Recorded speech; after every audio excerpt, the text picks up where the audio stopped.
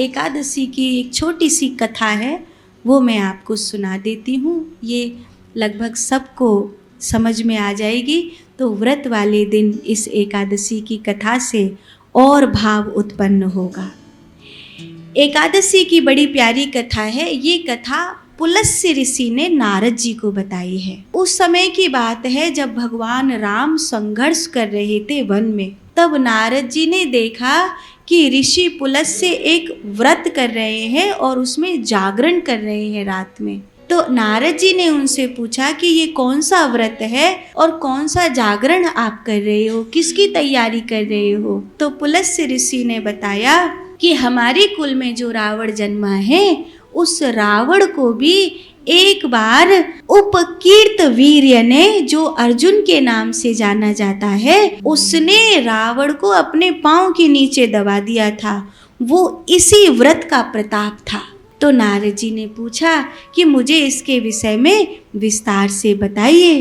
तो ऋषि पुलस्त्य ने इसके विषय में विस्तार से बताया कि एक समय की बात है नारद जी, हरिश्चंद्र जी की पुत्री जिसका नाम प्रमदा था, वो महिष्मति के राजा उपकीर्त वीर को ब्याही गई थी।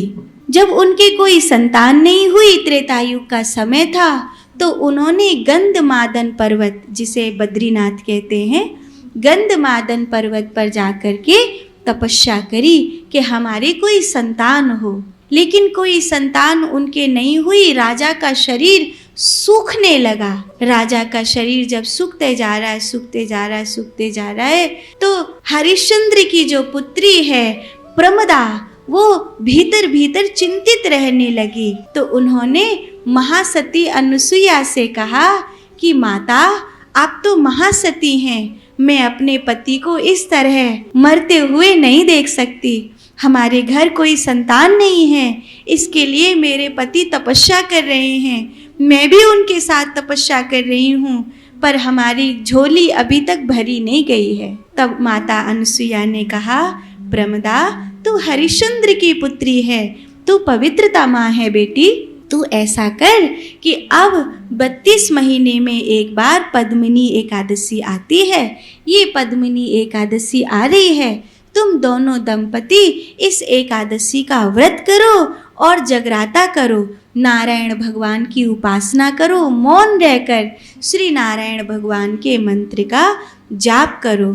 ऐसा ही दोनों दंपति ने किया और उसके बाद उन दोनों की झोली भरी और उनके घर जो पुत्र हुआ उसका नाम कार्तवीर्य अर्जुन रखा गया। पुलस्त्य ऋषि कहते हैं नारद जी से, वो इतना बलवान था एकादशी के पुण्य के कारण कि उसने रावण का मूड अपने पांव के नीचे दबा लिया था। तो मैं इसी एकादशी का अनुष्ठान कर रहा हूँ, मैं इसी एकादशी का व्रत कर रहा हूँ। जो इस एकादशी का व्रत करते हैं, अनुष्ठान करते हैं, तो निसंतान दंपति को संतान प्राप्त होती है, और जो जिनकी संतान है उन दंपति की संतान को सुख प्राप्त होता है।